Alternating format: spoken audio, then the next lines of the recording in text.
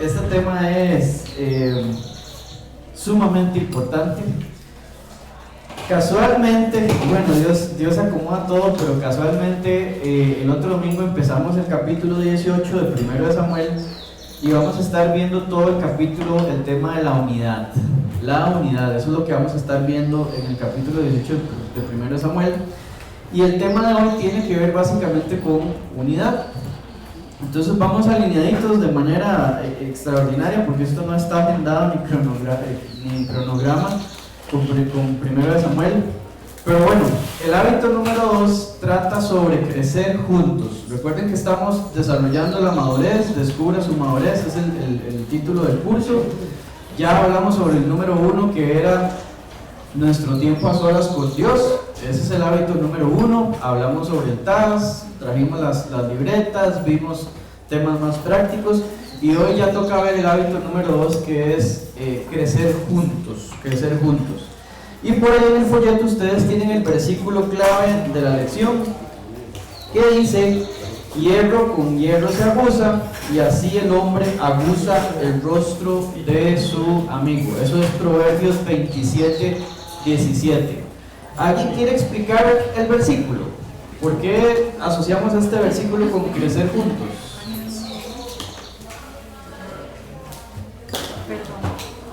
Yo. Don Walter, ¿usted quiere explicarlo? Adelante. Sin micrófono, no se preocupe. Ok. Hierro con hierro se aguza, y así el hombre aguza el rostro de su amigo. O sea, así poniéndolo en términos de jardinería, uno debe afilar el machete, ¿verdad? Entonces con una lima se saca el filo. Es de igual forma que entre los hermanos se acomodan, digamos que hayan desavenencias entre hermanos, roces. Entonces se trata de que también habla con uno con otro, etcétera, y siguen caminando, ¿no? Porque no vamos a estar enojados con los hermanos, mucho menos. Sí, también este versículo nos hace entender que mi hermano sirve para afilarme a mí. Exacto. Sirve para pulirme, sirve para ayudarme, sirve para confrontarme, sirve para retarme a ser mejor, ¿verdad? Por ejemplo, si yo, en términos prácticos, si yo quisiera pulir mi servicio al Señor, yo sé que puedo buscar a don José y ver cómo don José da ese servicio, ¿verdad? Si yo quisiera pulir mi parte afectiva, digamos, de amor y de ese cariño que manifiesto, podemos buscar a doña Marce, y así sucesivamente. Si usted quiere buscar sabiduría, puede hablar con don Oscar, y usted así va conociendo a los hermanos y sabe quién lo puede ir afilando a usted en qué áreas de la vida, ¿verdad? Entonces, no se trata solamente de un tema de cómo atender problemas que van a pasar, porque aquí en este momento, vean, así viendo rápidamente, hay gente de 20 y resto de años, hay gente de 40 y resto, hay gente de 60 y resto, hay gente de 30 y resto, y todos vivimos una vida completamente diferente y distinta. Todo el mundo piensa diferente, tal vez sobre los hijos, todo el mundo piensa diferente sobre los estudios, tenemos una vara de medir que es la Biblia, pero a veces hay lugares grises, que es lo que predicaba Oscar un día de estos, las áreas grises. ¿Cómo trabajamos con las áreas grises? ¿O cómo trabajamos cuando yo llego un día aquí al edificio y Cristian no me quiso saludar y ya me hizo eso 3 domingos? Bueno, ¿qué hago? Me enojo, le reclamo, le digo a los demás hermanos que Cristian nunca saluda a nadie, que es un odioso, un ogro. Bueno, esos temas son los que tenemos que ir limando o pues quitándole ahí el rumbo. Porque al final Dios quiere que nosotros trabajemos juntos, ¿correcto? Dios quiere que nosotros trabajemos como un ¿qué? Cuerpo. Y aquí hay piernas, manos, brazos, oídos, ojos, orejas, bocas, de todo, y tenemos que trabajar perfectamente como trabaja este cuerpo, que el cerebro manda el mensaje al brazo que se mueva, al dedo que suene, y es prácticamente la sincronización es impresionante, la del cuerpo humano es impresionante. Poner el ojo, medir cuando viene una bola y darle con el bate. Bueno, así de sincronizados, imagínense ustedes, deberíamos estar. Por eso es que Pablo utilizó ese ejemplo del cuerpo y bueno, es un reto enorme para nosotros. Entonces, qué importante es que tratemos de llevarnos bien, y por eso es que esta lección está ahí, el tema de nuestra madurez, de meternos a compartir con los hermanos. Hay personas que somos introvertidas, como yo, digamos, hay personas que somos muy introvertidas, hay personas con las que tal vez no vamos a tener una discusión amena y extendida y larguísima y nos vamos a reír a carcajadas, como algunos de ustedes son buenísimos para eso. Entonces el tema es, bueno, ¿cómo hacemos para llevarnos bien? ¿Cómo hacemos para llevarnos bien? ¿Ok? Entonces, según el plan de Dios, su plan es que nos edifiquemos juntamente, no por separado. Vean lo que dice Efesios 2:22, ahí continuando con el folletito. En quien, se refiere al Señor, vosotros también sois juntamente edificados para morada de Dios en el Espíritu. Y esa palabra que está ahí subrayada, juntamente, es muy importante porque nos habla de que es algo que tenemos que hacer en conjunto, en grupo, por así decirlo. Debemos procurar desarrollar amistades con otros cristianos comprometidos. Es necesario que hagamos esto. Si usted no pasa tiempo con otros cristianos comprometidos, no va a desarrollar el carácter que Dios quiere en usted, porque tiene que afilarse con las otras personas. Punto 3 dice: una de las cosas más poderosas que usted puede hacer para desarrollar su carácter cristiano es tener amigos cristianos que estén más maduros que usted, y por esto le retan a usted, ¿verdad? Por medio de la amistad, Dios va a despertar el interés en usted de ser como ellos. Y ahí la ven, en la página 12, los valores, los compromisos, la motivación, etcétera, todo eso es contagioso. Por eso es que les decía que el ejemplo de hierro con hierro no solamente es limar asperezas, también es afilarnos todos juntos, ¿okay? Lo que pasa es que, como les estaba diciendo, todos somos cabezas y mundos diferentes. Tenemos químicos, administradores, vendedores, arquitectos, diseñadores, artistas. Uy, los artistas, qué difícil. Tenemos mundos de mundos. Entonces, la pregunta es: ¿qué hacemos cuando surge un conflicto? ¿Qué hacemos cuando surge un conflicto? Tenemos dos posturas entonces, ¿ok? La primera postura es que a mí me hacen la ofensa, a mí me ofendieron de alguna manera, ¿ok? La segunda postura es: yo ofendí a una persona.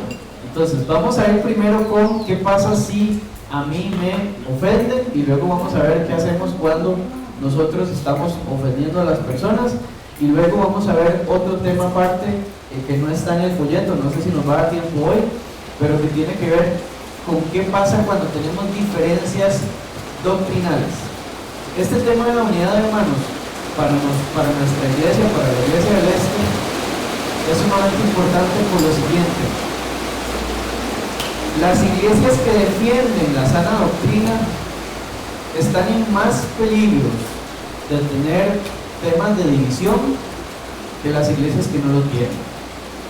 Si usted va a una iglesia, por ejemplo, en donde van un montón de personas, entran un montón de personas, no le piden a nadie membresía, no le piden a nadie compromiso, usted entra y usted sale, los problemas de división, hermanos, van a ser mínimos. Pero cuando usted está en una iglesia en donde la doctrina es muy importante, en donde todos estamos enseñados a ver la palabra de Dios, y en donde usted en algún momento, haciendo sus lecturas, sus tiempos a solas, encuentra un tema doctrinal con el que tiene diferencias, ahí es donde está lo más complicado y lo más complejo. Por eso es que este tema es sumamente delicado para nosotros como Iglesia del Este, y por eso incluso quería hacer la última parte, el último apartado, en cómo hacemos cuando surge algo de este estilo doctrinal, que cómo lo abordaríamos. Por ahorita empecemos con ofensas normales que van a suceder. Alguien no me saludó, me hizo un chiste, me dijo gordita, me dijo gordito, y eso a mí, ¿verdad?, me enoja demasiado, o me dijo tal por cual, o lo que sea, este tipo de cosas, ¿de acuerdo? Entonces, Dice el punto 1 ahí en la página 12, abajo, el último párrafo casi. Qué bueno es cuando vivimos en armonía. Y este versículo a mí me encanta. Salmo 133:1 dice: mirad cuán bueno y cuán delicioso es habitar los hermanos juntos en armonía. ¿Cierto o no? Esto es bellísimo, es bellísimo. Cuando usted vino, por ejemplo, ayer, los que tuvieron tiempo de venir y ver que todo el mundo está como hormiguitas, y mi papá me mandó una foto de la mesa que tenían cuando estaban comiendo, y eso me alegra a mí, eso me gusta. El único problema que hay con eso es que siempre van a salir roces que vamos a tener que ver cómo los vamos limando, ¿ok? Y la Biblia dice que tenemos que nosotros tratar de estar en paz con todos los hermanos hasta donde sea posible. Eso es muy importante. Vean lo que dice el versículo ahí en Romanos 12:18. Y Pablo lo escribe así como: si es posible, en cuanto dependa de vosotros, estad en paz con todos los hombres. ¿Por qué? ¿Por qué dice que cuando dependa de vosotros, o si es posible? Bueno, porque tal vez usted va a estar esperando un perdón que nunca va a llegar, hermanos. Tal vez usted habló yo hablé con Rosita y le dije: Rosita, es que usted me dijo gordo y no, eso no me gusta, necesito que me diga perdón. Y la verdad, usted está gordo. Y esa va a ser la respuesta que voy a esperar de Rosita. Entonces, ¿qué voy a hacer yo todos los domingos que vea a Rosita? ¿Amargarme por el resto de mi vida? No, voy a tener que decir: no, en cuanto dependa de mí, no voy a esperar el perdón, pero tengo que seguir hablando con Rosita. Entonces, ¿cuál es nuestra parte en todo esto? Por eso el versículo dice: en cuanto dependa de vosotros. Veamos lo que la Biblia dice. Primero, usted y yo como cristianos tenemos un mandamiento a amar, ¿verdad? Y está en Juan 13:34 y 35, y ahí está, estoy en la página 13, Juan 13:34 y 35, dice: un mandamiento nuevo os doy. Este es Jesús hablando: que os améis unos a otros, como yo os he amado, que también os améis unos a otros. En esto conocerán todos que sois mis discípulos, si tuvierais amor los unos con los otros. ¿Okay? ¿Qué significa, hermanos? Y aquí lo hablo para que conversemos un poquitito. Cuando Jesús dice que os améis unos a otros, dice: como yo os he amado. ¿Qué significa cuando Cristo me dice a mí que ame a Cristian como Él me amó a mí? Primero con Ian, luego voy por allá, Ian. Duro. Que en Romanos 5:8 dice que el amor de Dios se muestra. Ok. Ian nos mira Romanos 5, en donde dice que Cristo murió por nosotros aún siendo pecadores. Eso podemos entenderlo como que entienda usted que su hermano es pecador todavía y ámelo como Cristo lo amó. Ok, ¿qué más, Sandrita? Sí, que el amor es sacrificio. El amor de Cristo es amor de sacrificio, ¿verdad? Okay. No es el amor de besitos y abracitos, aunque uno sí los extraña y todo, pero a veces los hermanos lo tienen que regañar a uno y decirle: vea, es que no haga eso porque es por el bien suyo, porque la palabra dice esto. Entonces el amor también implica sacrificio. O sea, y Cristo se sacrificó en la cruz por nosotros. O sea, su amor fue tan grande que fue capaz de morir por nosotros en la cruz. Entonces amor y sacrificio. Ok, sacrificio, muy bien, Cris. Y no, también de que Jesús nos dice que Él nos amó primero. Entonces siempre estamos llamados a tener esa intención de ir siempre adelante, no importa lo que vaya a resultar. Lo que cuenta es la obediencia y esforzarse para eso, y a través de eso también pues uno va a crecer y va a entender más lo que es el amor del Señor. Okay. A mí eso es como decir: vamos primero nosotros, primero damos y segundo recibimos. Y seguimos. Bueno, eso es interesante porque estamos acostumbrados al revés, ¿verdad? Deme y yo le doy, ¿verdad? Usted me da y yo respondo. Aquí en el cristianismo es al revés. Yo doy sin esperar nada a cambio, y el cambio que me llega será Dios en su momento cuando quiera recompensar el asunto, pero no tenemos por qué exigir recibir. Y va alineado con lo que dijo Sandrita de sacrificio. La persona que se sacrifique dentro de la iglesia en temas de servicio no quiere decir que va a tener una devolución de nosotros los hermanos gigantesca, ¿verdad? Más que la que Dios puede retribuirnos. ¿Okay? ¿Qué les parece esto? Pensando en el sacrificio de Cristo Jesús y en el amor, ¿cuánto nos perdonó Cristo Jesús? ¿Cuánto debemos perdonar a los hermanos? ¿Qué dice? 70 veces 7. Pablo dijo 70 veces 7. Es interesante, ese numerillo 490 para los que nos gusta estudiar la Biblia es el silencio del periodo intertestamentario entre Malaquías y Mateo, son 490 años en donde Dios no dijo nada y está perdonando a su pueblo, y el 70 son varios usos que tienen en la Biblia. La cautividad babilónica fue de 70 años, el proceso en donde pasó Abraham antes de entrar a Egipto también nos habla de 70 años, ¿verdad? Entonces sí, es interesante ese número, pero bueno, sí, Dios nos perdonó todo. Hay un profeta, recuérdenme cuál era porque no recuerdo muy bien, hay un profeta que se casó con una prostituta, ¿se acuerdan de la historia? O sea, esa era, ¿verdad, don Walter? O sea, se casa con una prostituta y la prostituta, dice Oseas, narra en su libro, en los primeros 5 capítulos, que se va. Y se va con otros hombres. ¿Y se acuerdan lo que hace el profeta, don Walter? ¿Perdón? ¿Se acuerdan lo que hace el profeta?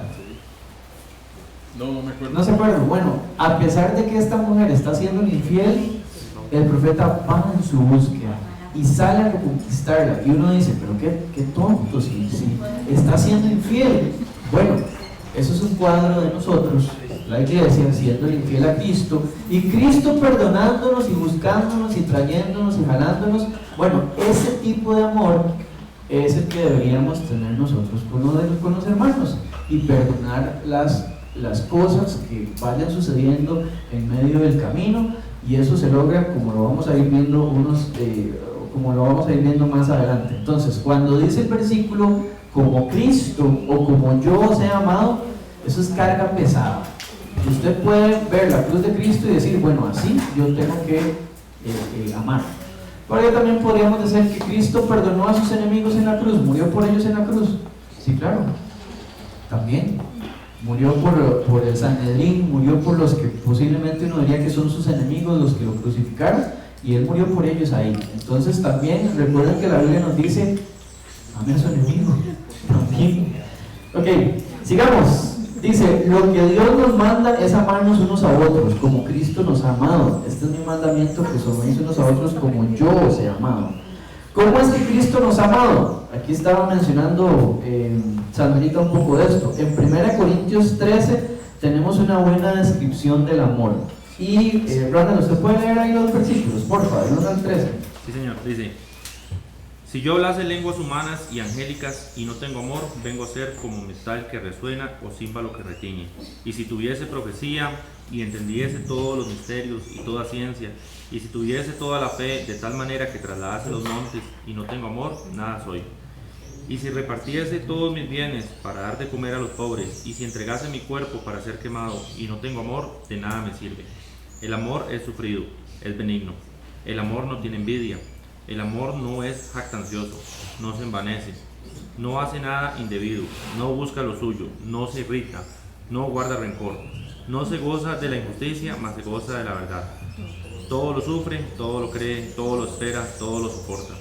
El amor nunca deja de ser, pero las profecías acabarán y cesarán las lenguas, y la ciencia acabará. Pero en parte conocemos y en parte profetizamos. Mas cuando venga lo perfecto, entonces lo que es en parte se acabará. Cuando yo era niño, hablaba como niño, pensaba como niño, juzgaba como niño. Mas cuando yo fui hombre, dejé lo que era de niño. Ahora vemos por espejo, oscuramente, mas entonces veremos cara a cara. Ahora conozco en parte, pero entonces conoceré como fui conocido. Y ahora permanecen la fe, la esperanza y el amor, estos tres. Pero el mayor de ellos es el amor. 1 Corintios 13, del 1 al 13.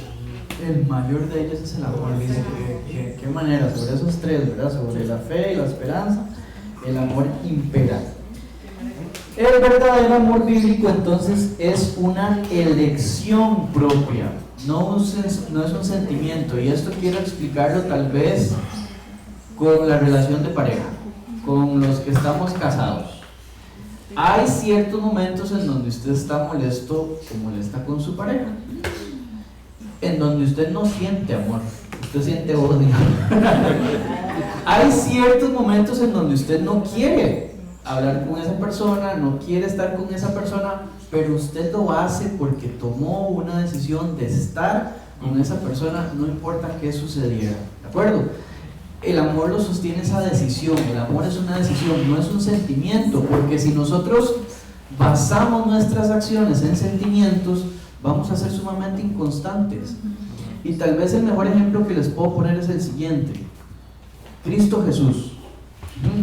¿Se acuerdan cuando le hablaba con el Padre y le decía, Padre, pasa de mí esta copa? ¿Se acuerdan en qué contexto le dice eso Jesús al Padre? ¿En qué contexto era?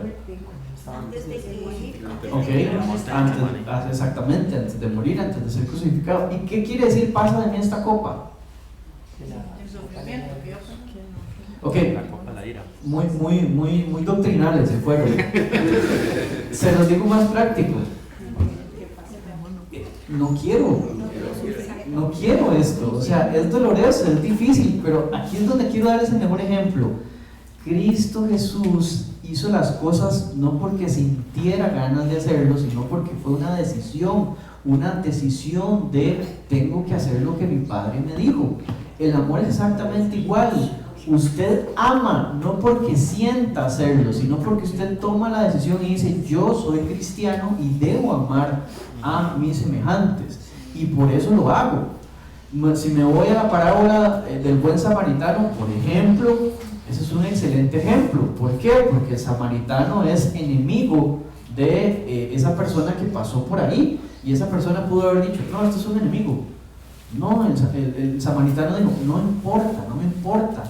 me importa el contexto, yo voy a ayudar a esa persona, no me importa lo que yo sienta, la historia que tengo de 20 años contra la familia esa, no importa, yo lo voy a hacer. Y por eso es que Cristo fue a la cruz, por una elección, por una decisión, ¿ok? Es lo mismo que cuando a usted, por ejemplo, lo mandan a hacer ejercicio. Entonces fue a hacer un examen de sangre y le dijeron, vea, triglicéridos altos, colesterol alto, no se tome una pastillita, y usted dice, ay, gracias a Dios, bendito sea Dios, y le dicen, tiene que hacer ejercicio. Y resulta que usted, el único momento que tiene es en la mañana, y trata de ver mañanas como estas, en donde las cobijas están calientitas, en donde usted está ahí bien acurrucado en la almohada, y le suena el despertador. Usted se levanta con ganas, que usted dice, qué dicha, qué rico, ir a correr ahora sí, qué delicioso, está oscuro y la almohada está riquísima, pero me gusta más salir a correr. Posiblemente usted diga, no siento ganas, pero la verdadera persona, la exitosa, es la que va a pesar de que no sienta ganas.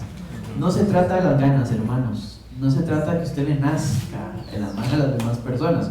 Conforme pasa el tiempo, la madurez le va haciendo que eso nazca.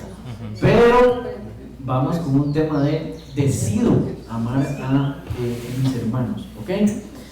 Dice, sí, Brandon. ¿Puedo hacer Sí, una dale, pregunta? claro, por supuesto, muchas gracias, más bien. No, verás que una vez yo escuché como una historia de que un hombre una vez estaba comiendo un pescado, ¿verdad? Entonces estaba frente a otra persona y mientras la comida le decía, es que yo amo el pescado, ¿verdad? Estaba muy feliz comiéndoselo, ¿verdad? Y le dice a la otra persona, y si usted ama el pescado, ¿por qué se lo come? O sea,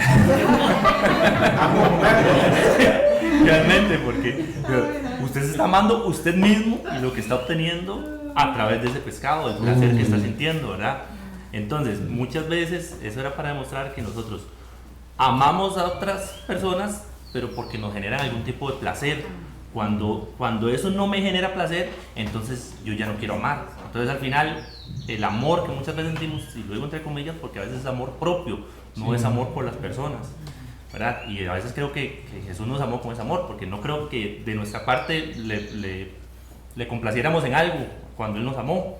Y así tenemos que amar a las personas cuando no sentimos eso que usted está diciendo, ¿verdad? Porque cuando lo hacemos así es como amor propio más que todo. Sí, es buen ejemplo. Claro, yo aprendo a apreciar a las demás personas por lo que me dan. Sí, es cierto. Que debemos amar hasta que nos duela, ¿verdad? Porque amar a veces hasta nos duele, porque cuesta a veces aceptar a una persona, pero por eso debemos amarla hasta que nos duele. El otro día yo venía para acá a la iglesia y habíamos tenido algo con Sandrita ahí por la hecha de un café.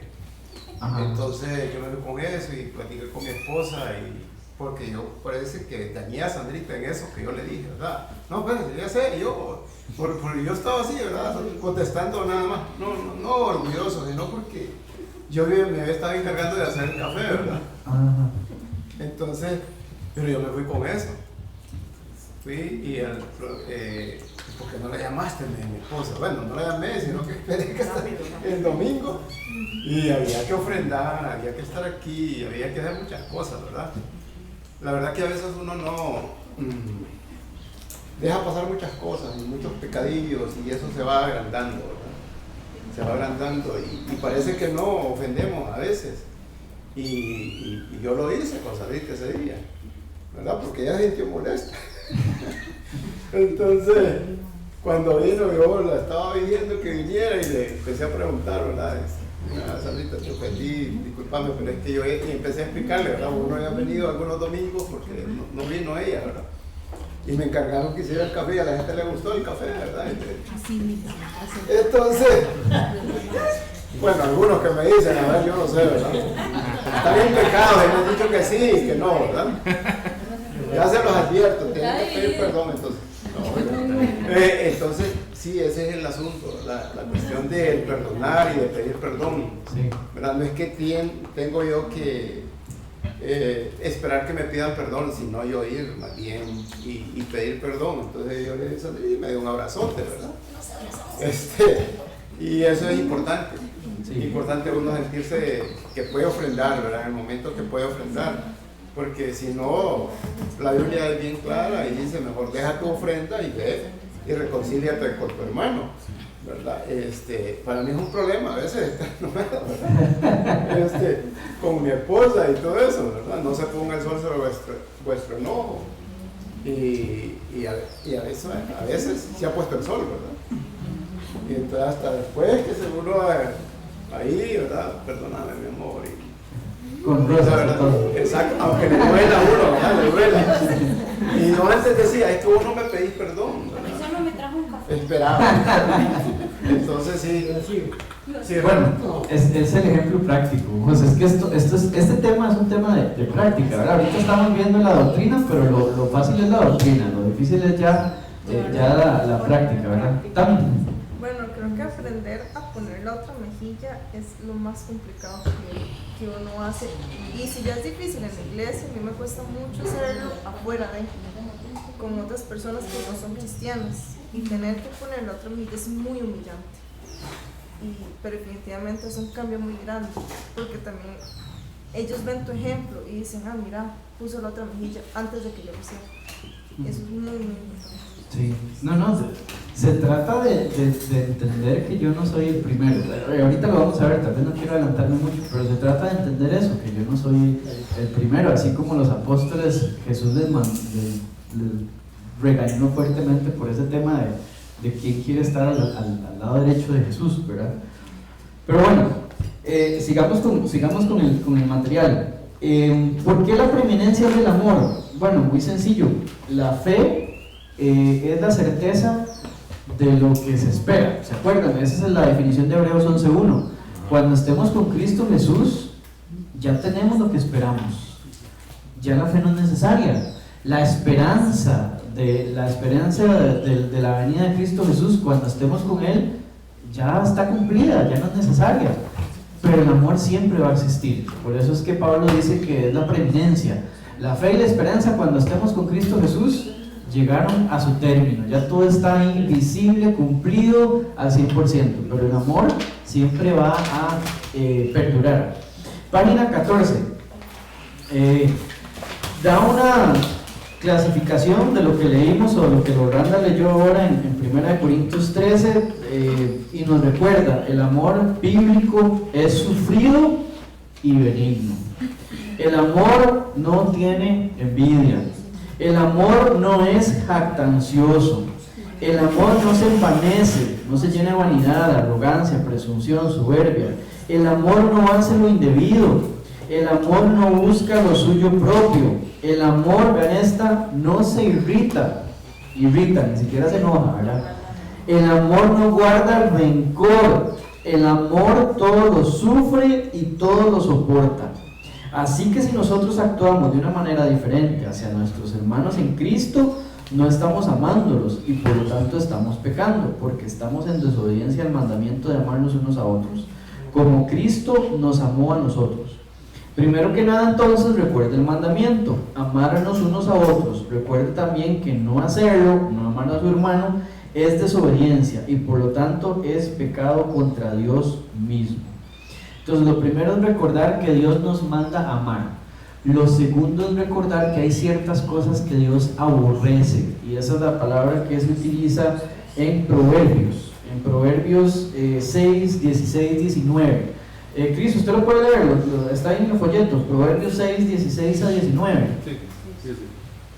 6 cosas aborrece Jehová, aún 7 abomina su alma: los ojos altivos, la lengua mentirosa, las manos derramadoras de sangre inocente, el corazón que maquina pensamientos inicuos y los pies presurosos para correr el mal, el testigo falso que habla mentiras y el que siembra discordia entre hermanos.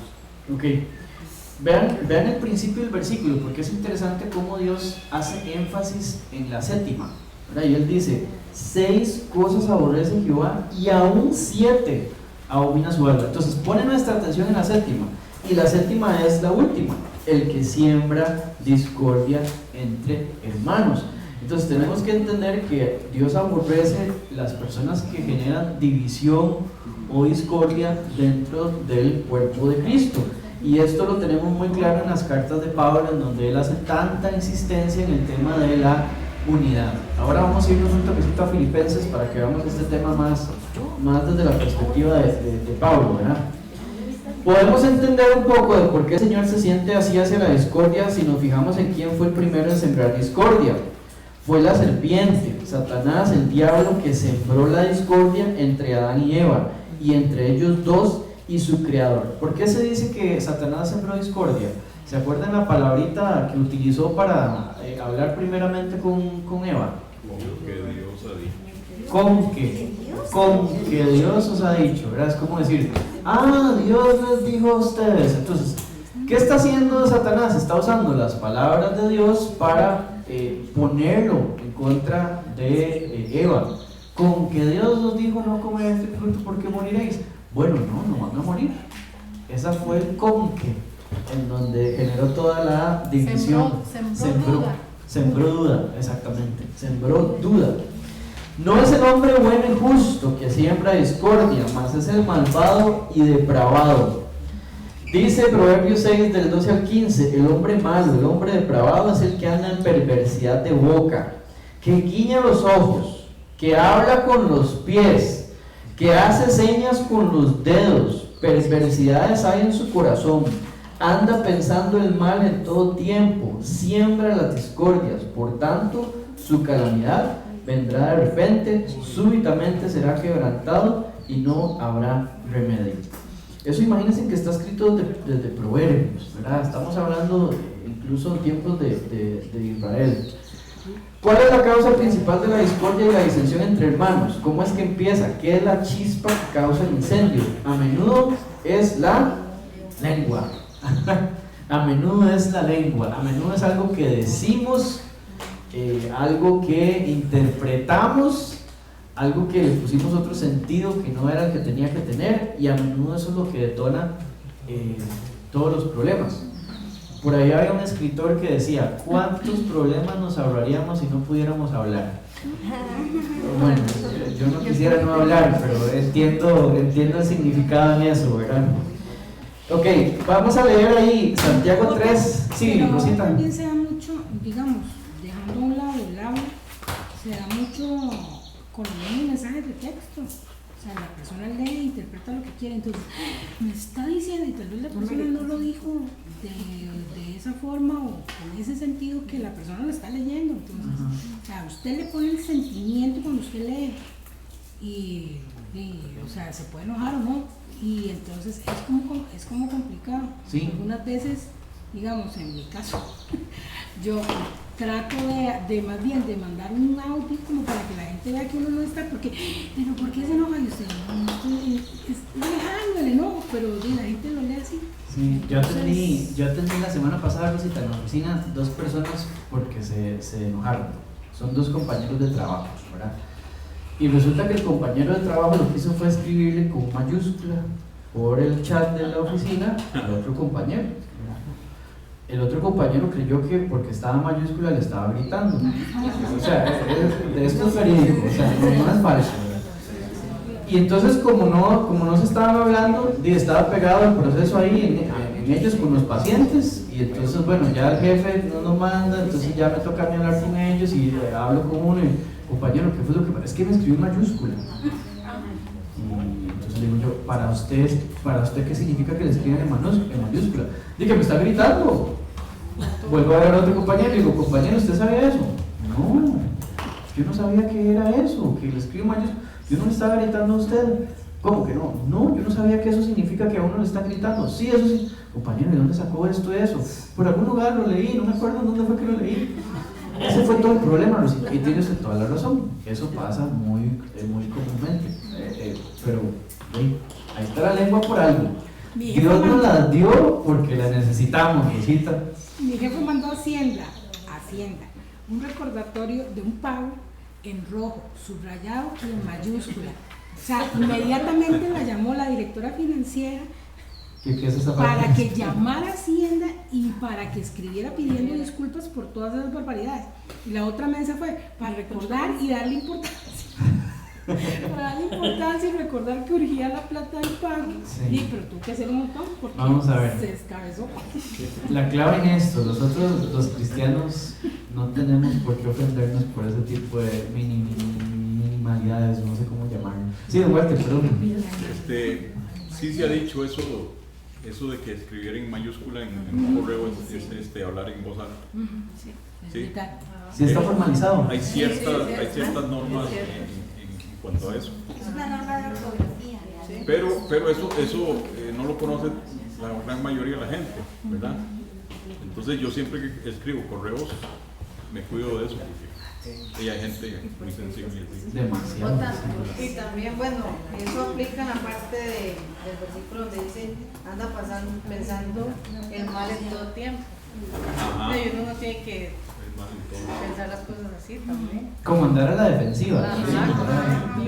O tomar las cosas personales. También. Eso es muchas veces que la persona se levanta, se pellizca. Sí, también. Bueno, también es muy interesante porque si se dan cuenta, el que fue ofendido por las letras mayúsculas no se lo informó al que escribía las letras mayúsculas. A veces es un tema de comunicación. Si yo me siento ofendida por algo y le pregunto a la persona, ¿usted está enojado conmigo porque usted hizo esto? Puede incluso solucionar el problema desde antes, sí, sin necesidad de que pasen peleados una semana. Eso fue lo que hubiéramos querido que sucediera. Ok, le damos a Santiago. ¿Quién me puede ayudar a leer ahí? Para no. Cristian, dale, Cris. Página 15. En la 14 al final. Final 14. Puro final. Dale, Cris.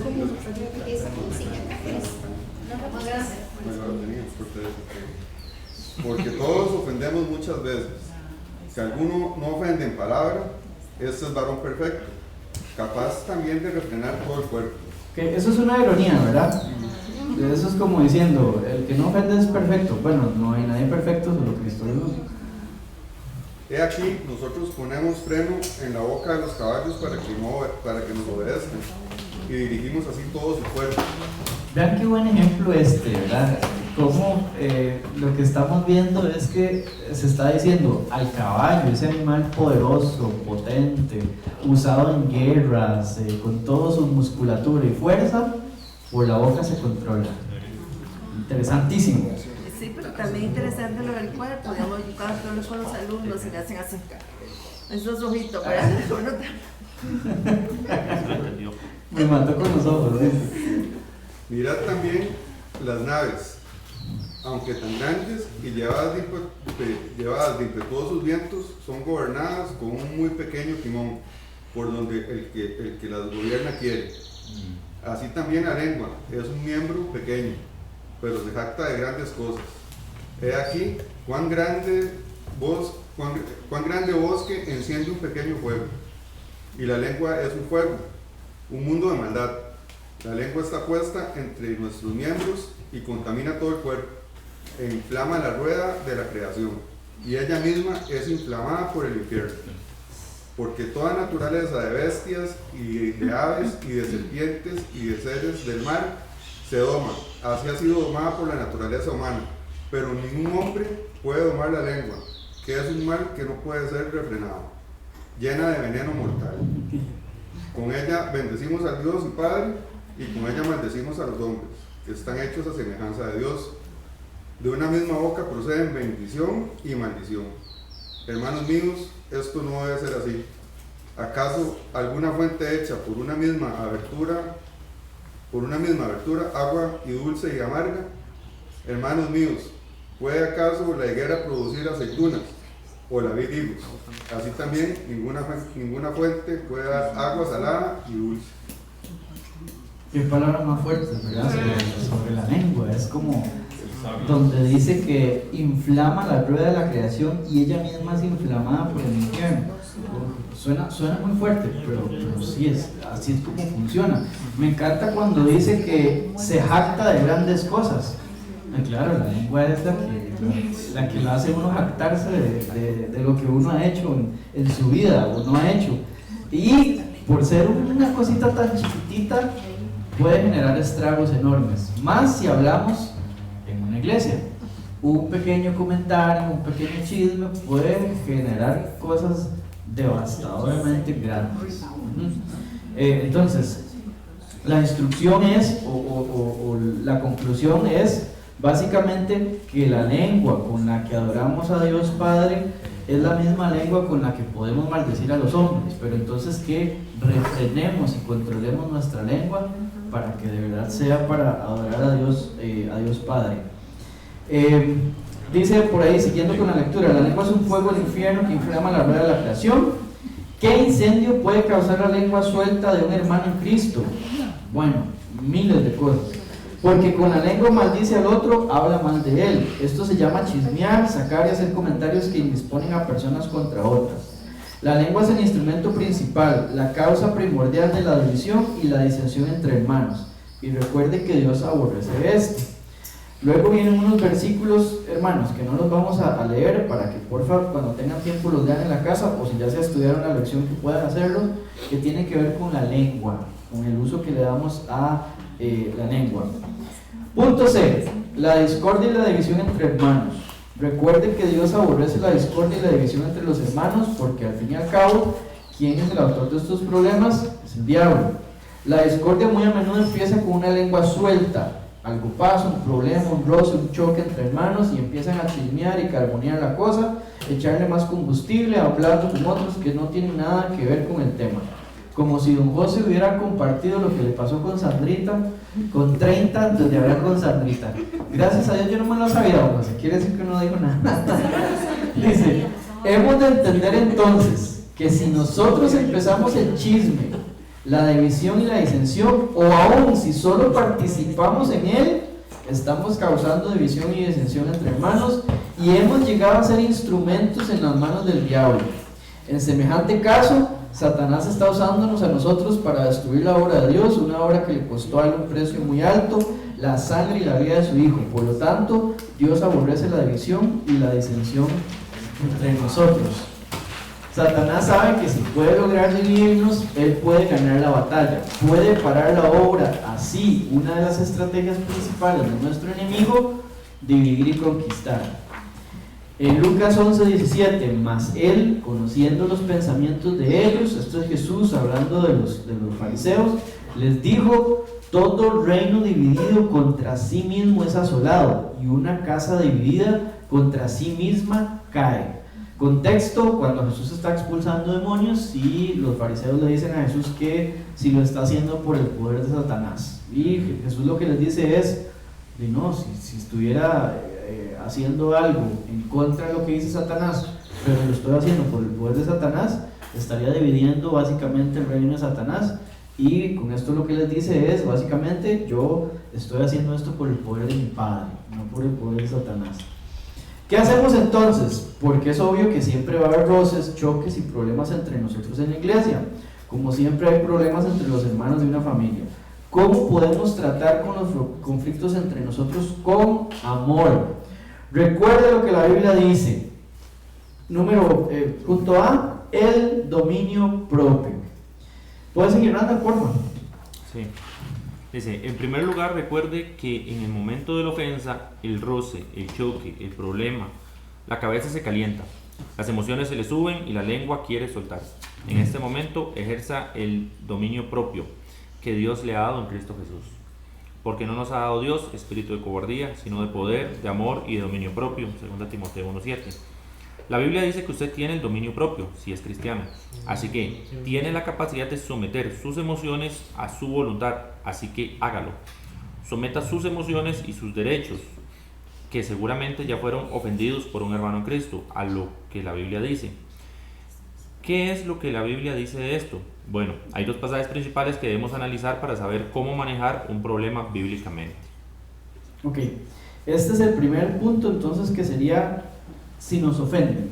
¿Qué hacemos si nos ofenden? Este versículo en Mateo 18 se ha utilizado por mucho tiempo en la historia de la iglesia porque contenía la palabra iglesia ahí en el versículo 17. Ustedes recuerdan que la iglesia no existió visiblemente después o durante los 4 evangelios, porque todavía estaba Jesús dando el mensaje. Luego tenemos Hechos capítulo 2, Pablo empieza su conversión, empieza sus viajes misioneros. Entonces, sin embargo, sí es importante que recordemos que la palabra iglesia quiere decir eclesía, que básicamente quiere decir los congregados ¿cómo se llama? ¿Me fue la palabra? Asamblea. La asamblea, muchas gracias. La asamblea, ¿okay? Son los que están unidos en torno a la palabra del Señor. Eso es lo que nos define a nosotros como iglesia. Por eso es que este pasaje luego se utiliza. Vamos a ver que después tiene correlación en Tito y también en Timoteo. Ahí lo vamos a ver entonces, que Pablo rescata estos principios y los vuelve a usar. Entonces son 3 pasos muy sencillos. Posiciónese usted en que lo ofendieron a usted. Entonces dice Mateo 18, 15 al 17: por tanto, si tu hermano peca contra ti, ve y repréndele estando tú y él solos. Si te oyere, has ganado a tu hermano. Primer paso. Segundo, mas si no te oyere, toma aún contigo a 1 o a 2, para que en boca de 2 o 3 testigos conste toda palabra, versículo 16. Paso 2, ahorita lo vamos a ver a profundidad. Paso 3, si no los oyere a ellos, dilo a la iglesia, y si no oyere a la iglesia, tenle por gentil y publicano. Son los 3 pasos. Entonces, hable primero con la persona. Si no se arregla el asunto, busque a testigos, y si el asunto no se arregla, tráigalo a la congregación. El último paso es el más severo. Obviamente tienen una medida ahí de severidad en aumento. Paso entonces número 1. Satita, ¿puedes leer? Paso número 1. Paso número 1, versículo 15. Usted, el ofendido, debe ir y hablar con él que le ofendió aparte. Solo usted y él, para hablar francamente de lo que pasó. Esto tiene que quedarse claro. Su primer responsabilidad como un cristiano ofendido es ir y hablar a solas con la persona que le ofendió. B, si usted habla de la situación, del roce, del choque o problema con otra persona antes de hablar con él que le ofendió, usted está pecando. Esto es chismear, y por haberlo hecho, usted está causando división y disensión entre los hermanos. 2, su lengua está causando un incendio del infierno de la iglesia. Dios lo aborrece, a Satanás le fascina y a todos los demás sufrimos las consecuencias de la falta de amor, su falta de dominio propio, su falta de carácter y su falta de agallas para enfrentar la situación como cristiano. 3. El que hace tal cosa, el que habla de la ofensa como otros antes de hablar con el que ofendió, es un cobarde y un pusilánime, y es como una mujercilla cargada de pecados, que no tiene ni el carácter ni las agallas para enfrentar la situación como debe bíblicamente como cristiano. En vez de ir al que lo ofendió para hablarle, personalmente va y habla a otros que no tienen nada que ver con el asunto. Eso se llama cobardía. C. Si usted sigue la Biblia y trata con el problema aparte y a solas con el que le ofendió, todo se acaba de una vez. Y según Mateo 18:15, ha ganado a su hermano, actuó con amor y obediencia a la Biblia. ¿Qué pasa si usted va al que le ofendió y él no quiere oírle? No quiere reconocer lo que hizo. Bueno, el versículo 16 de Mateo 18 nos da el siguiente ejemplo. Bueno, don José ahora nos contó el ejemplo perfecto de lo que había que hacer. Me molesté, no divulgué nada por todo lado, ¿verdad? No caí en la tentación de llegar a decirle a Andrés, es que quiero pedir una recomendación. Resulta que me peleé con alguien, ¿verdad? Y ya Andrés, ¿con quién te peleaste? Con Sandra. Es para orar. ¿Qué pasó? Es para orar, sí. Es para orar por la situación, sí. ¿Y qué pasó? Contame, es que Sandrita vino, o sea, no, ¿para qué? ¿Para qué si ya nosotros lo que sabemos es, la Biblia nos dice, vaya y hable con la persona, no dice, vaya, busque un consejo, vaya, nada más dígale qué fue lo que le pasó, qué lo molestó y arreglen el tema entre ustedes. Entonces, primer y paso sencillo y maravilloso. Todos nosotros esperamos, hermanos, que eso sea una maravilla y que yo llegue a decirle a doña Nelly, es que usted me trató así, me dijo esto, y doña Nelly me diga, perdón hermano, abrazo eso, solucionado. Todos esperamos que las cosas sucedan así, pero a veces no suceden así, hermanos. Sí.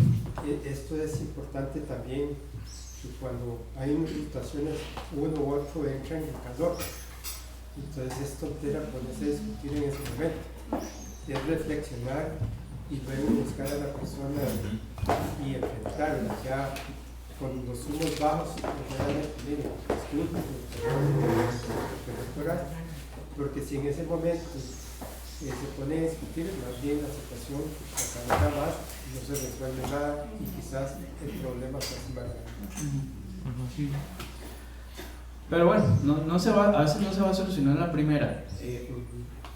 Lamentablemente vamos a tener que pasar al segundo paso. Ahora, quiero que entendamos algo aquí, ¿verdad? Usted puede pensar 1000 cosas diferentes sobre este segundo paso, ¿verdad?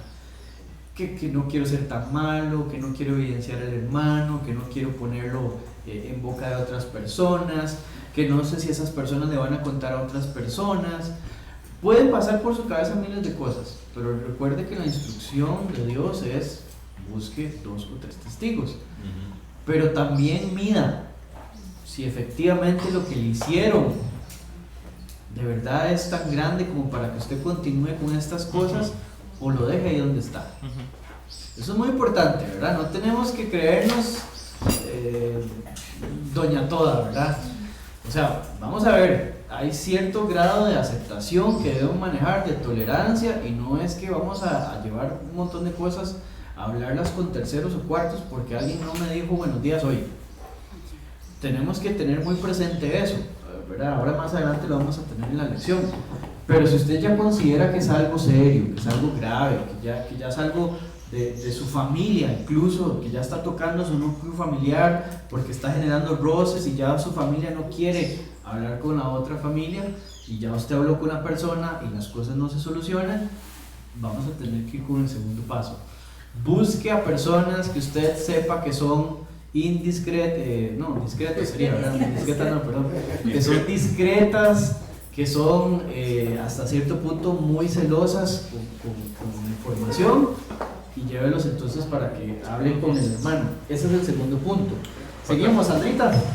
Perdón, Randall iba a decir algo. Que lo que iba a decir es que, digamos, eso que usted dice, Porque en el versículo 15, creo que es que donde empezamos a leer el primer punto, dice, si alguien peca contra ti, o si un hermano peca contra ti, que la palabra es peca, no ofende, porque a veces nos podemos sentir ofendidos por algo que no es realmente una ofensa. Digamos, si Adriana me dice, por ejemplo, me ofende que usted salga con una camisa verde, yo le voy a decir, lo siento mucho. No es una ofensa real, ¿verdad? Una vez estaba hablando con alguien y les estábamos explicando la Biblia y le decía que antes de uno convertirse, realmente uno es enemigo de Dios. Y me decía, me siento muy ofendido por esto, quiero que me pida perdón. Y yo le decía, no puedo pedirle perdón por eso, porque es lo que dice la Biblia, ¿verdad? Y se molestó mucho conmigo, pero bueno, al fin y al cabo lo que voy es que cuando a veces a uno le dicen algo y digamos, si yo estoy cometiendo un error y alguien llega y me lo dice, yo puedo tener el error más bien de sentirme ofendido porque me están diciendo que estoy cometiendo algo malo, porque somos así, orgullosos a veces, ¿verdad? El orgullo toca las fibras del orgullo del corazón y me empiezo a justificar, y es que a mí me dice esto, pero no, esa persona no se ve lo que está haciendo ella. Entonces, creo que eso primero hay que analizar. ¿Realmente me está ofendiendo? ¿Realmente está cometiendo un pecado? Correcto. Porque si seguimos el ejemplo de Jesús, es decir, Jesús, la única vez que lo vemos molesto, ni siquiera es porque lo ofendieron a él, es porque estaban ofendiendo a las cosas de Dios. Las veces que lo ofendieron a él, relajado, ¿verdad? Pero decir, bueno, cuando a mí me dicen esto y a mí me molestó, yo, como decía ahora Ron, que uno tiene que calmarse y pensar, ¿esta persona tiene razón o no tiene razón? Porque a veces uno reacciona muy, me siento ofendido y me saca las uñas y tal vez la persona tiene razón en lo que está diciendo, ¿verdad? Entonces, antes de llevar un paso más allá, analizar las cosas así, y sería más fácil también. De verdad sí es algún pecado, como que estén mintiendo de mí. Que yo diga que vi a don Eliezer ahí en un bar allá abajo en Cedros, digamos, bien borracho, ¿verdad? Como eso, como ese tipo de cosas, ¿verdad? Y que la iglesia ya anda diciendo que don Eliezer, que dónde está, que por qué, o sea, vamos, son cosas mesuradas que uno de verdad identifica como que están lesionando a las personas, ¿verdad? Ok, Sandrita, sigamos. Verso número 2, versículo 16.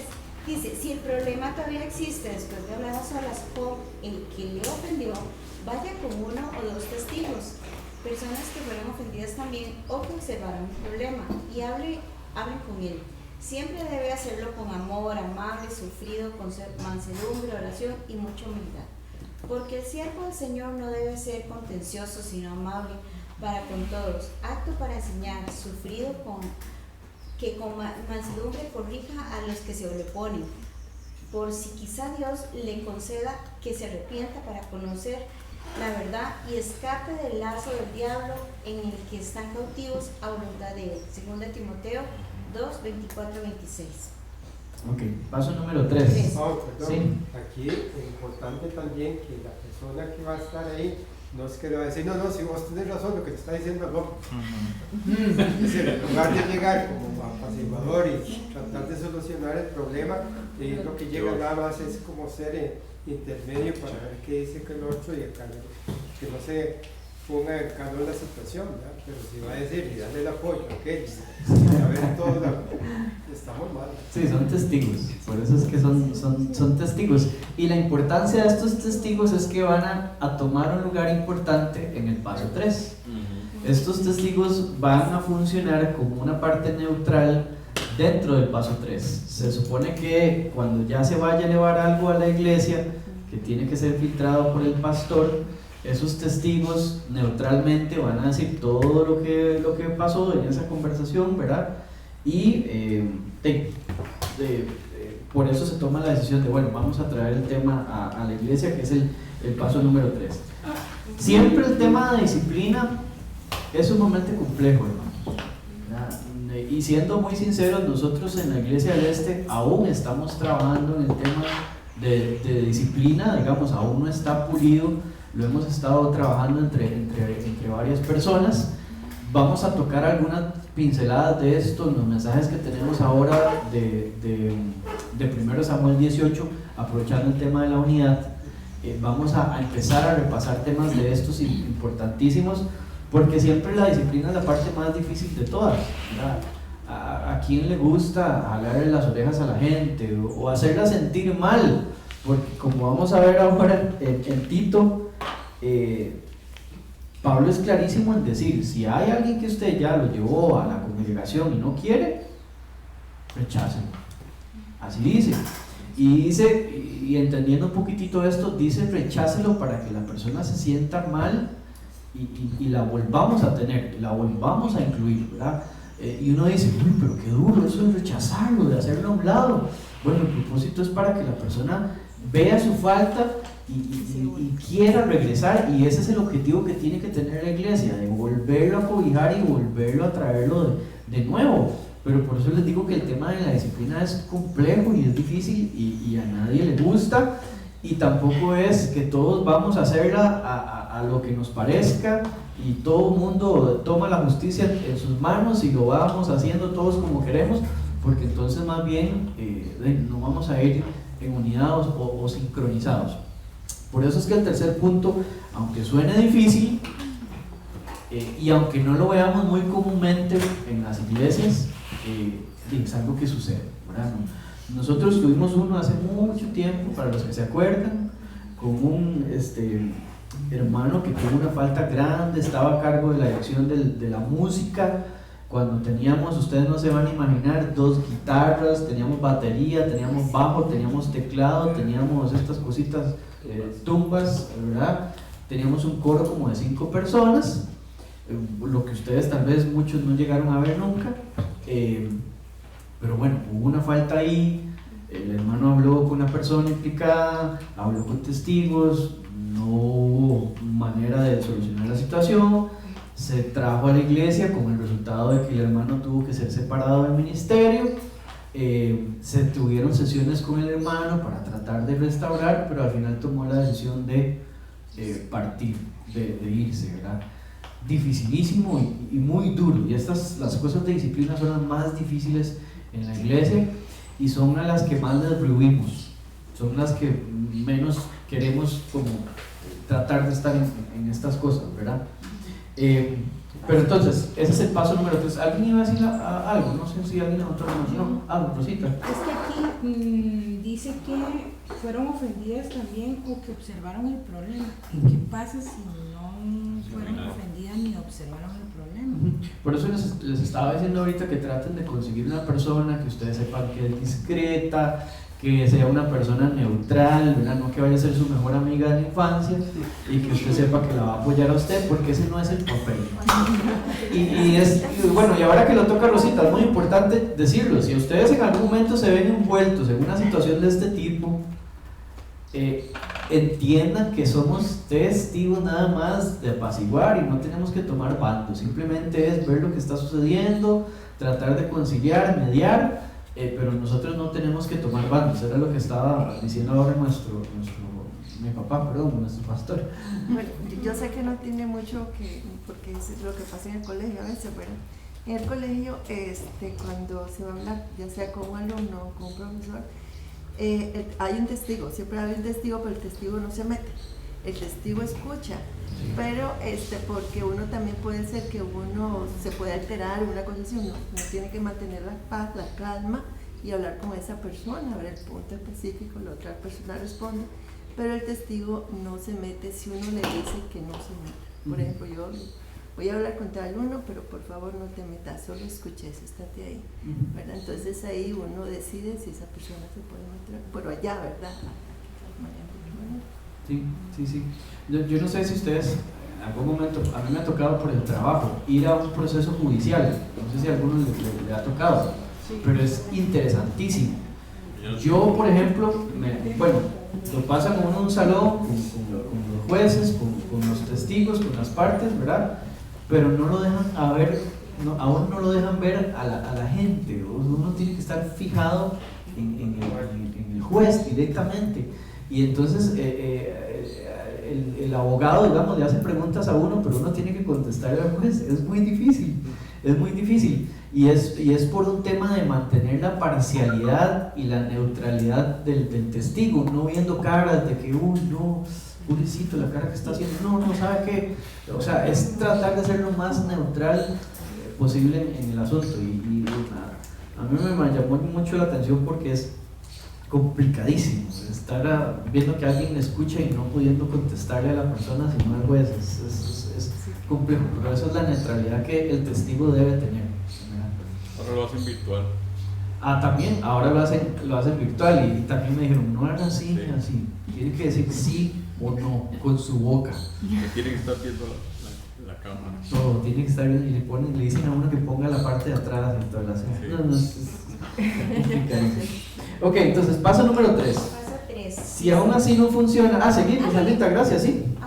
Paso 3, versículo 17. Si aún así no funciona, el que le ofendió no quiere la reconciliación, entonces debemos ponernos delante de toda la iglesia para resolverlo. El problema es que muchos quieren brincar los primeros 2 pasos para llegar de una vez.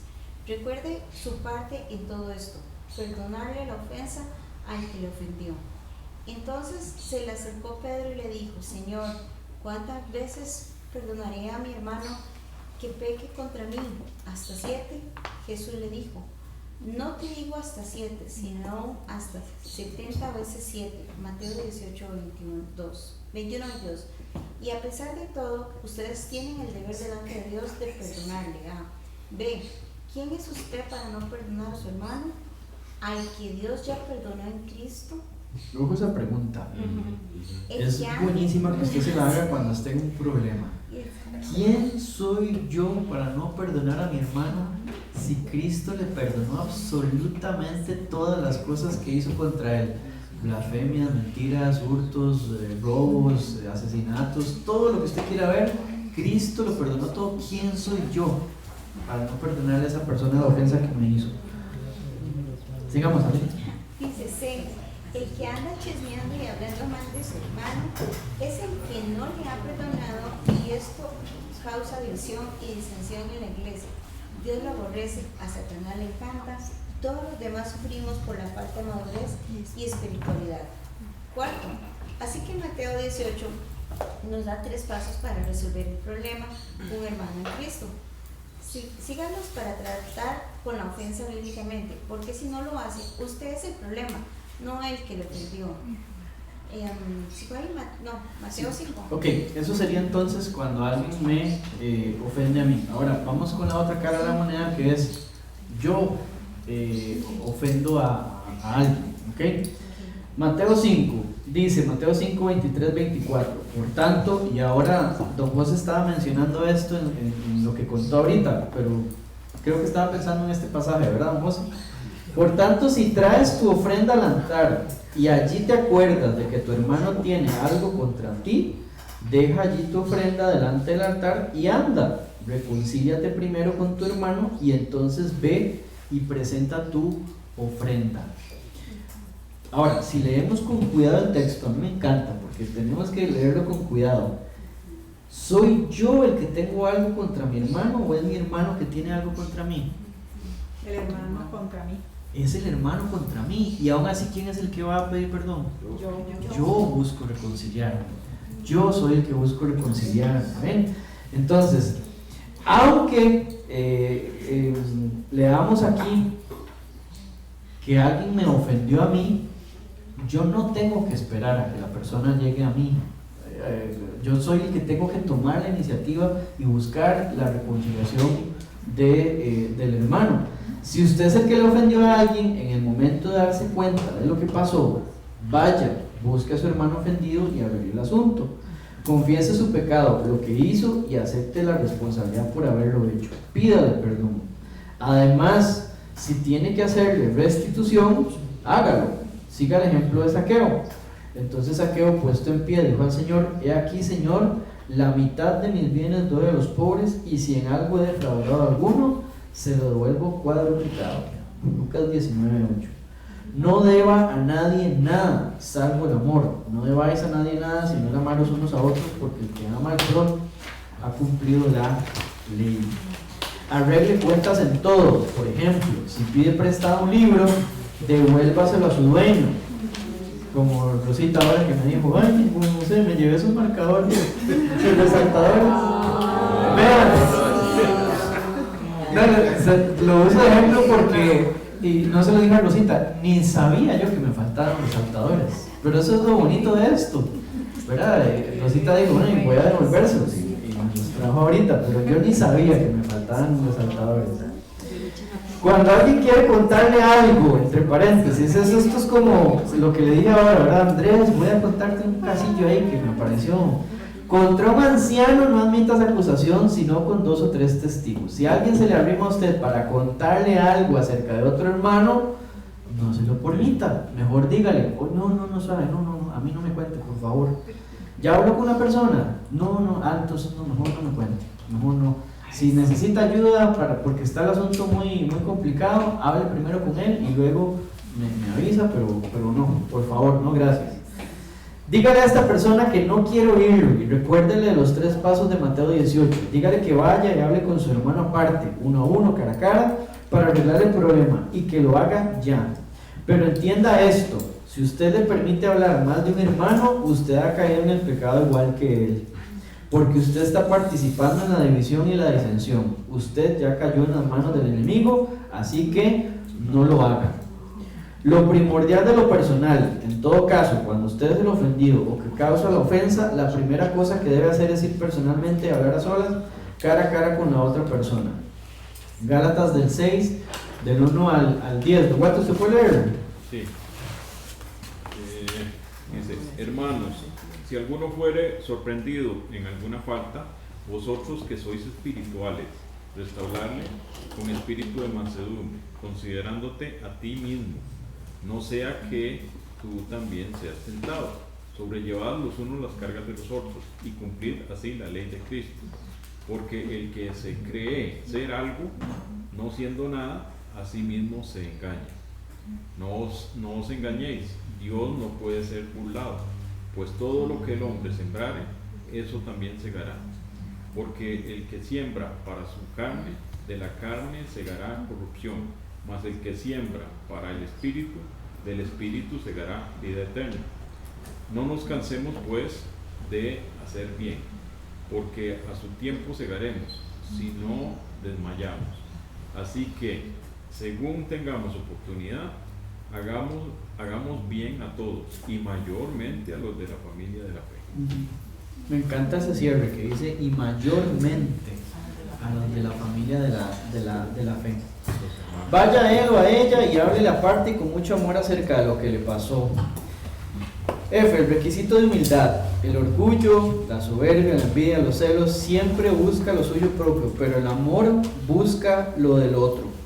Nada hagáis por contienda, por vanagloria, antes bien con humildad, estimando cada uno de los demás como superiores a él mismo, no mirando cada uno por lo suyo propio, sino cada cual también por lo de los otros. Haya pues en vosotros este sentir que hubo también en Cristo Jesús, el cual siendo en forma de Dios, no estimó el ser igual a Dios como cosa que aferrarse, sino que se despojó a sí mismo, tomando forma de siervo, hecho semejante a los hombres, y estando en la condición de hombre, se humilló a sí mismo, haciéndose obediente hasta la muerte, y muerte de cruz. Ese es nuestro mayor ejemplo de servicio en Cristo Jesús. Si un hermano tiene problemas de carácter y de comportamiento, tanto que le ha ofendido a usted y aún tal vez a otros, hemos de ayudarle. Ámelo y ayúdelo, pero hágalo con mucha humildad. No queremos crucificar a nuestros hermanos en Cristo, sino ayudarlos. Recuerden que el propósito no es hacer sentir mal a la persona, es restaurarla o restablecer el vínculo con el hermano.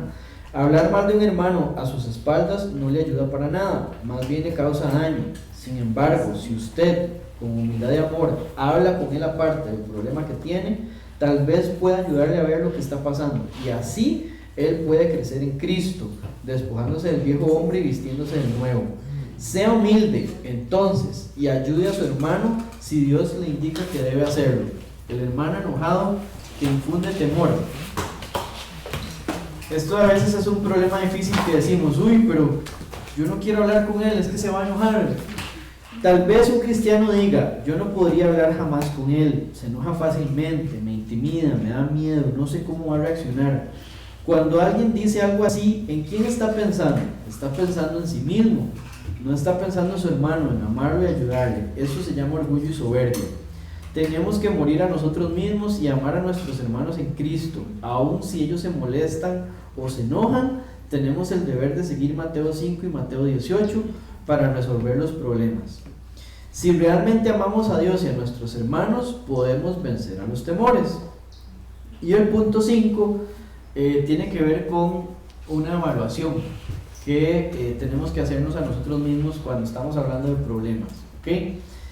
Examinémonos, es lo que dice Pablo en 2 Corintios 13:5. Entonces esto es un examinarse con relación a mis relaciones aquí en la iglesia del este. ¿Okay? Punto A: aborrece a algún hermano, aborrezco a algún hermano. El que aborrece a su hermano en Cristo está todavía en tinieblas. Esto es Juan hablando del amor. Hermanos, no os escribo un mandamiento nuevo, sino el mandamiento antiguo que habéis tenido desde el principio. Este mandamiento antiguo es la palabra que habéis oído desde el principio. Sin embargo, os escribo un mandamiento nuevo que es verdadero en él y en vosotros, porque las tinieblas van pasando y la luz verdadera ya alumbra. El que dice que está en luz y aborrece a su hermano está todavía en tinieblas. El que ama a su hermano permanece en la luz y en él no hay tropiezo, pero el que aborrece a su hermano está en tinieblas y anda en tinieblas y no sabe a dónde va, porque las tinieblas le han cegado los ojos. Entonces no hay tal cosa entonces en una iglesia como que usted tenga un problema con alguien que no haya resuelto durante 13 años que existe la iglesia del este, por ejemplo.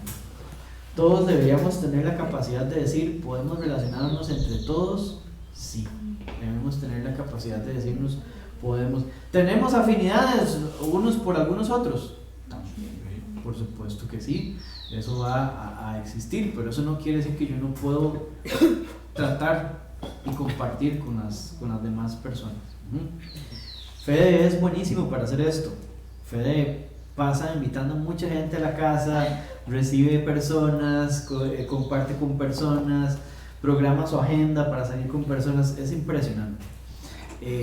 Y uno aprende de eso, y eso lo reta a uno, ¿verdad? El año pasado nosotros incursionamos un poquitico en esto. Don Walter y doña Nelly estuvieron por allá, Jonathan y Priscila también, y nos faltan un montón, vean.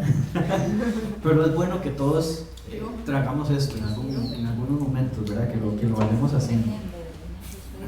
Entonces, para que nos motivemos eso, a estar diciendo, ¿verdad? No solo el domingo, venga, vamos a ver una película, vamos a comer, o juegos de mesa, que Federico tiene hasta para tirar para arriba. Pero bueno, entonces es eso, no tenemos por qué permitir cabida en nuestro corazón de aborrecer a un hermano y simplemente decir, llego los domingos todos los días pero no le hablo. No, eso no puede ser, no puede ser, ¿ok? B, ama a su hermano. La Biblia dice que el que no ama a su hermano todavía permanece en la muerte, porque este es el mensaje que habéis oído desde el principio, que nos amemos unos a otros. No como Caín, que era el maligno y mató a su hermano. ¿Y por qué causa le mató? Porque sus obras eran malas y las de su hermano justas. Hermanos míos, no os extrañéis si el mundo os aborrece. Nosotros sabemos que hemos pasado de muerte a vida en que amamos a los hermanos. Vean qué buena definición de persona convertida. Por sus frutos los conoceréis, ¿verdad? Bueno, aquí dice que el que ama a su hermano evidencia que pasó de muerte a vida. El que no ama a su hermano permanece en muerte. Todo aquel que aborrece a su hermano es homicida, y sabéis que ningún homicida tiene vida eterna permanente en él. 1 Juan 3, del 11 al 15. Versículo 12. La envidia y los celos motivaron a Caín a matar a su hermano. Versículo 15. A menudo lo mismo se halla al fondo del homicidio entre hermanos en Cristo. Es el orgullo, la soberbia, los celos, la envidia que no permiten a uno perdonarle al otro.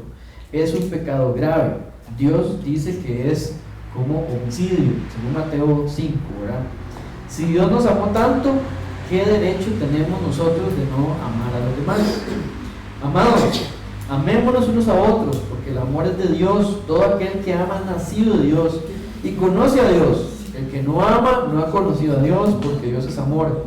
En esto se mostró el amor de Dios para con nosotros, en que Dios envió a su Hijo unigénito al mundo para que vivamos por él.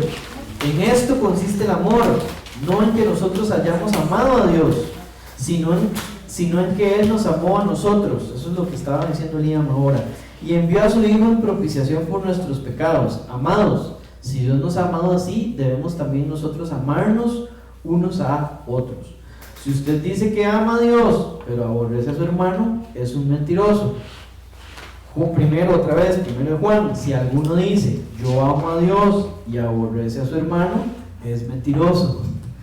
Pues el que no ama a su hermano, a quien ha visto, ¿cómo puede amar a Dios a quien no ha visto?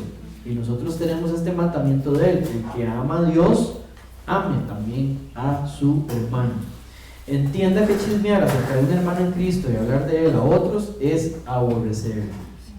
Esto solo sirve para dañar a su hermano y dividir el cuerpo de Cristo. No sirve para la edificación, porque no proviene del amor, sino del aborrecimiento y también del enemigo. La solución entonces, y este es el cierre, este segundo hábito, la solución entonces son principios y no emociones.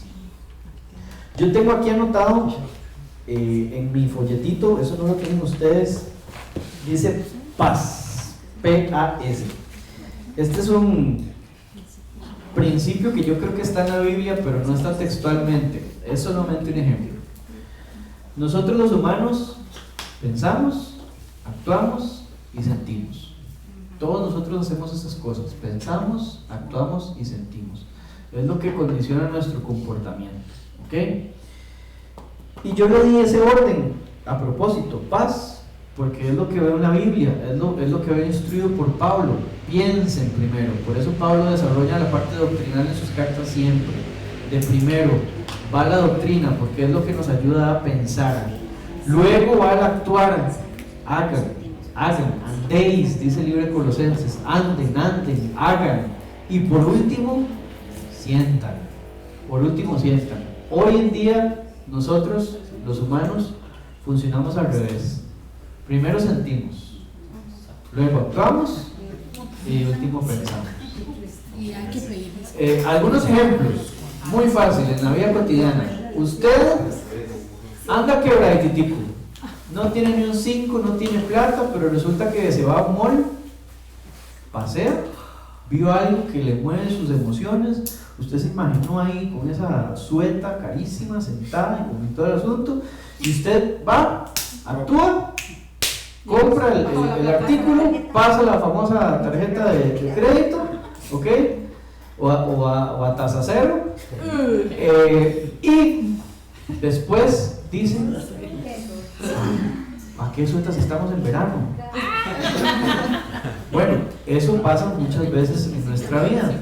Primero sentimos, después actuamos y luego pensamos. ¿Saben dónde pasa eso también muchas veces? En las relaciones de pareja. Con los adolescentes. Sentimos ese movimiento de cosas ahí, de fulanita que me hace sentir esto, lo otro. Cuando me doy cuenta ya estoy en una relación de pareja y al último me doy cuenta que el hombre es egoísta, no trabaja, no hace esto, y entonces decimos, ¿por qué me metí ahí? Bueno, tuvimos que haber pensado primero, luego actuado. Por algo está así. El proceso de matrimonio en la Biblia por algo está así, ¿ok?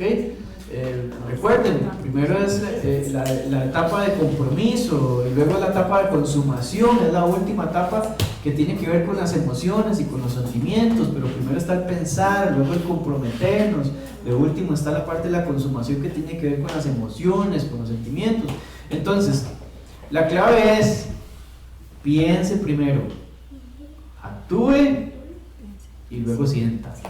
Si usted empieza sintiendo primero, recuerde que las emociones nos juegan malas pasadas, y muchas veces, si no tenemos el dominio propio, nuestras emociones están volando por todo lado y van a hacer que tomemos malas decisiones. Entonces, yo lo puse por aquí nada más, a mí siempre me recuerda: paz, piense, actúe y sienta.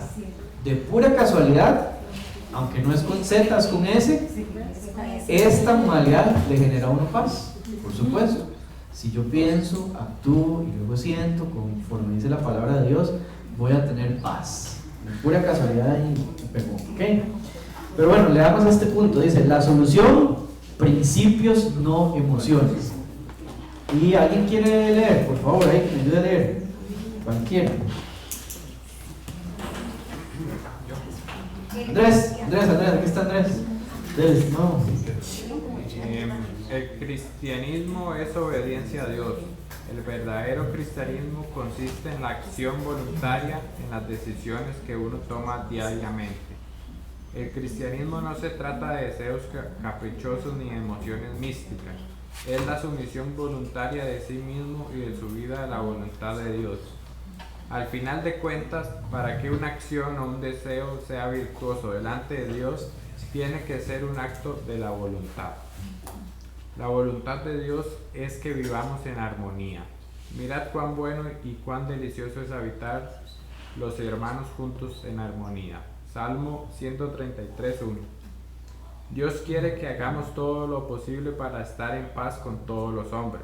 Si es posible, en cuanto dependa de vosotros, estad en paz con todos los hombres. Romanos 12:18. Para este fin nos ha dado el nuevo mandamiento. Fíjese bien en que amar es una elección, es una decisión que usted puede tomar por su propia voluntad, a pesar de cómo se siente. Un mandamiento nuevo os doy, que os améis unos a otros como yo os he amado, que también os améis unos a otros. Juan 13:34-35. Este es mi mandamiento, que os améis unos a otros como yo os he amado. Juan 15:2. Puesto que Dios aborrece la división y la disensión entre hermanos, Proverbios 6:16-19, nos ha dado dos pasajes claves para ayudarnos a tratar con los conflictos que surgen entre hermanos. Si alguien nos ofende a nosotros, debemos seguir los 3 pasos de Mateo 18:15-17. Y a menudo todo se resuelve con el primer paso de ir y hablar con la persona a solas. Si nosotros ofendemos a alguien, debemos seguir el consejo de Mateo 5:23-24 e ir al ofendido para pedirle perdón y hacer restitución si es necesario. Recuerde Santiago 3, la lengua ejerce el dominio propio que tiene en Cristo y cierra la boca que pueda tratar con la situación bíblicamente. Es obvio que va a haber conflictos entre nosotros, somos hermanos de la misma familia y todavía somos humanos, viviendo en cuerpos muertos, vendidos al pecado. Sin embargo, podemos tratar con los problemas bíblicamente y así glorificar a Dios manifestando el fruto del Espíritu. Observe que el amor aparece primero en la lista, es primordial. Mas el fruto del Espíritu es amor, gozo, paz, paciencia, benignidad, bondad, fe, mansedumbre, templanza. Contra tales cosas no hay ley. Gálatas 5:22-23. Muy bien, muchísimas gracias. Ok, ese entonces es el hábito 2. Y es un tema, como les dije, descubrir su madurez. Una persona cristiana que busque su madurez va a comprender que la relación con los hermanos es sumamente importante.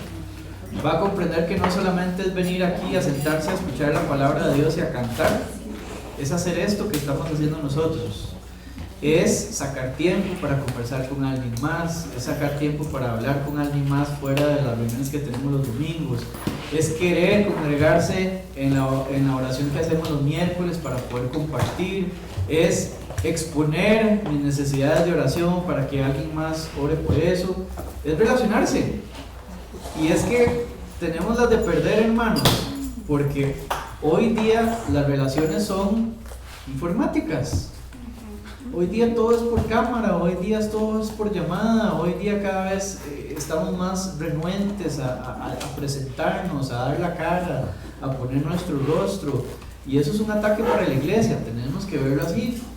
La pandemia fue un ataque fuerte a la iglesia y muchas iglesias terminaron durante la pandemia, hasta ahí llegaron. Muchas iglesias perdieron gente por la pandemia porque se acostumbraron a estar ahí en sus casas viendo todo por internet, sentados en su comodidad, y eso es algo que está pasando. Entonces, si queremos desarrollar madurez, tenemos que reunirnos, tenemos que hablar, tenemos que comunicarnos, tenemos que vacilar, ayudarnos, orarnos mutuamente, porque ese es el modelo que Dios quiere que usted y yo sigamos. ¿Okay? Vamos a seguir viendo este tema los domingos desde el púlpito. Por favor, no falten, porque es muy importante. Por ejemplo, ¿qué pasa si yo tengo un problema doctrinal en este momento con algo que se está enseñando en la iglesia? ¿Cómo lo trato? Si ya no es algo de un hermano con un hermano, es algo ya doctrinal de la iglesia, ¿cómo trabajo yo eso? Bueno, qué importante saber cómo se hace, ¿verdad? Empiezo a decirlo uno por uno, mi duda a todas las demás personas, o busco al pastor y hablo con el pastor. ¿Cómo se hace eso? Bueno, todas estas cosas las vamos a ir comentando. Como les dije, casualmente se alineó con el capítulo 18 que tiene que ver sobre la unidad. Entonces, para que porfa vengan y hablemos de esos temas que son tan importantes. Hablar de unidad no es solamente hablar de besos y abrazos, es hablar también de disciplina. Cuando tenemos roces, ¿cómo lo vamos a ir afrontando? Entonces, segundo hábito, ¿ya todos llenaron la hojita de asistencia? ¿Sí? ¿Estamos todos? Ok. Entonces, creo que la otra semana vemos el tercer hábito. Creo que es uno de los más grandecitos, pero sí nos da tiempo. Tiene que ver con dar de nuestro tiempo, talento, tesoro y testimonio. Son las 4 T's ahí del dar. ¿De acuerdo? Entonces, oremos. ¿Alguien que me ayude orando? ¿Hay café o no? ¿Estamos hoy? ¿Nos vamos?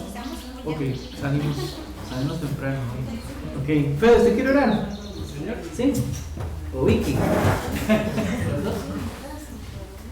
Señor, muchas gracias porque como iglesia nos sigues formando, nos sigues ayudando a encaminarnos, a dirigirnos, Señor, a enfocarnos en el trabajo que quieres que hagamos, Señor. Ayudarnos a tener esta unidad, esta unión entre hermanos, Señor, y también a formarnos con voluntad, Señor. Ayúdanos a dirigirnos en tus pasos, Señor. Ayúdanos también a cuidarnos individualmente, Señor, en aquellas áreas que debemos trabajar. Porque entre más las podamos trabajar, más útiles somos para ti y también vamos a tener una mejor relación entre nuestros hermanos, Señor. Te pido por esta semana que nos sigas cuidando y que nos ayudes a estar prestando atención a todo lo que hemos aprendido para seguir haciendo los cambios que necesitamos para ser más útiles para ti. Todo eso lo tratamos